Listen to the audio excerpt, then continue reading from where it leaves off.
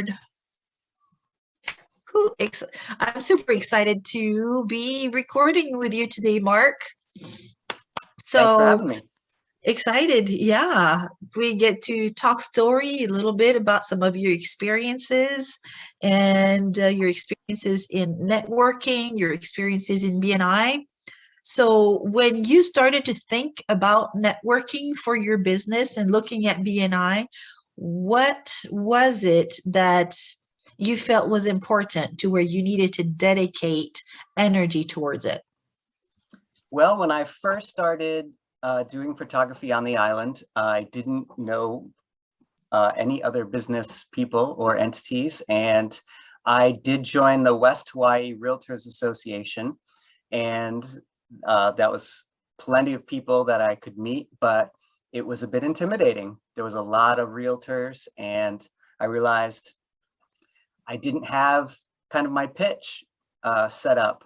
And when I went to the first BNI meeting, which happened to be actually the Christmas meeting with all 3 chapters, which was also quite large though. So it was intimidating as well, but I got to see a lot about how people were learning to pitch their business. And what also made an impression on me was that there were other prospective people there who were in my position and wanted to kind of establish the skill sets that you need to do kind of promoting yourself. And so I felt like I was in the right spot to be in an environment where I could develop the skills that I thought I needed to develop to be able to go and promote myself in a place like the West Hawaii Realtors Association. Nice. So you visited when it was holiday time, all the chapters were meeting together. So that's a pretty good size meeting. Yeah. And from that experience until you actually joined the chapter, how long of a time frame would you say that was? It was probably a good 4 months, and I think I went to one of the other chapters meetings afterwards, probably a month or 2 later. And at the time I had a family friend's kid with me, and she sat in on the meeting as well. And I had to drop her off. So I didn't get to sit through the entire meeting, but I did get to see all of the 30-second commercials. And I did have a chance to make my comments around the initial circle. And so that was kind of my first taste of that, which was a smaller meeting. It was the first time I got to see how, that we sat in a circle so you could see everybody facing each other. And I knew then that I needed to get a 30-second pitch. And if for no other reason, I was going to come back and visit again. And that's when I visited the Kona Connections crew, which was, there were 17 at the time, which was actually much more approachable. It was a much smaller meeting room, and it felt a lot more comfortable. And so I think the first time I visited, which was probably, about 4 months after that very first holiday meeting, I was like, I'm all in. And I signed up right after 17 that. versus 100 some. Definitely. Yeah. Wow. So did you have any doubts or any self-talk that was happening within your head about joining, not joining? Did you have anything like that happen for you? Oh, sure. Well, the number one core value is givers gain. And as someone who hadn't developed a lot of other business connections in town, really not a lot of any other connections, friends or otherwise. So I wasn't sure how much I was going to be able to give to the group in order to justify what they'd be giving back to me. And so, yeah, that was a serious doubt. I felt like maybe I need to find ways that I'll be able to contribute before I join so that I'm not just taking. So yeah, that was a big doubt that I had. And so what made you then take that step to where you just put that doubt aside? One of the members, who's a mortgage, he was life insurance, I can't remember, or mortgage, I'm not sure. Maybe it was a retirement investments, but he said that it was not as important when I started out, that he also didn't have as much to gain, and that there was a benefit to just being a part of the group, learning about the other businesses, and that the giver's part will come as I established myself. And so knowing that there was some leeway there absolved some of my concern. Ah, nice, nice. And have you experienced anything that you did not expect that surprised you from being in a chapter? Well, one of the things from a podcast that I learned was to use more hand gestures and to talk with my body language and whatnot. And I think at one point when I was developing my personal 30-second pitch, because my phrase is because each moment is all around you, which refers to the panoramic photography. So, you know, it's a picture that's all around you. Sometimes you don't think about what's behind you in a picture. And so I spun in place, and that got a lot of reaction, and people remembered it a while after that and commented on it. And it was something that I had kind of just done in the spur of the moment. I thought it would be silly, but I ended up developing that into what I still do now, where I do the hands around. And that was just an adaptation for the virtual, because I tried spinning in my seat, and that's just way too difficult, especially with headphones and all the wires and whatnot. But it's as you've seen on the meetings now, whenever I do that catchphrase, I see a whole bunch of people do it with me, and that is it's great. I'm sure it's making an impression, and it was totally unexpected.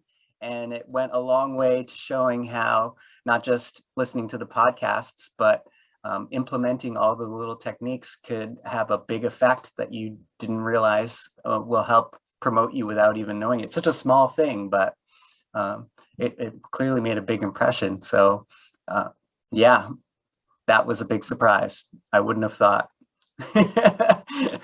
Adding a little gesture here and there can do a lot for making people remember you. It is definitely very memorable, that's for sure.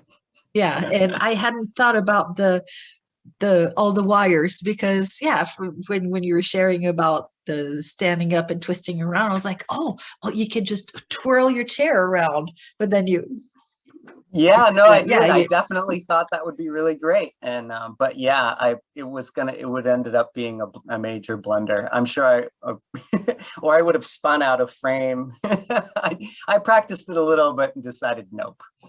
Take the computer with you. Whoosh. Yeah. And inadvertently, because of the wires and me doing this part, it made it something that other people can do with me. So again, it was the evolution of it, another unexpected twist. It made it more participatory. Yeah, definitely more fun. And what kind of effects have you noticed in your business from being in a chapter? Well, what do you mean by effects? Maybe clarify what you mean. Sure. Have you noticed anything in your business? Has it grown your business, or have you, well, yeah, has it grown your business? I'll say I pivoted, and that has helped me grow a lot, because when I initially started, I wanted to do just virtual tours. And I realized that it has its own niche within the photography world. And if I have all the equipment, I can always do other things as well. And so that's where one of the members asked me to do other wide angle photography. And from there, I started to do some event photography. And from there, another member from another chapter asked me to do video photography for them to help promote their business for making a commercial that they wanted. And so each time I was a little uncertain about whether I could do it, but they were enthusiastic. They liked what I did before. And so I went with it, and even doing some of the portrait photography, which I was more uncomfortable with, because the photography I do, I'm with the space, it's me in the space. And working with people, you have to kind of coax out the perfect image out of them. And even my experiences in doing that have come out really great, even though I don't have as much confidence in doing that. Each time that I've tried something new and expanded into the different aspects of the business, it's been successful. And so I really have probably gone into 4 different areas of photography that I never would have thought of trying if it hadn't been for other BNI members just saying, it's okay, let's just try it and see how it goes. Wow, fantastic. Yeah. So in a way that could also fall into the category of things that you did not expect. Yes, there you go. Right. Uh-huh. Yeah. Yep. I mean, I expected I would have to try new things, but yeah, you don't really know until you're approached what that's going to be, right? Yeah. So it was surprising.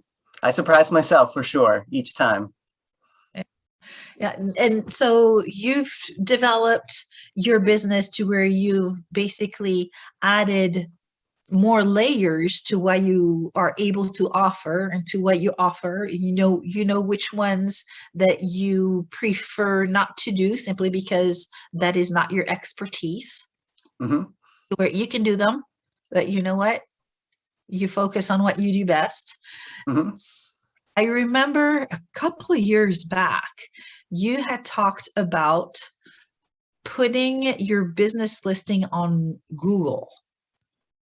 Right. Yeah. And to where you were helping businesses also to do the photos to add to their Google videos for adding to the Google listing. I followed your advice about putting the business on Google.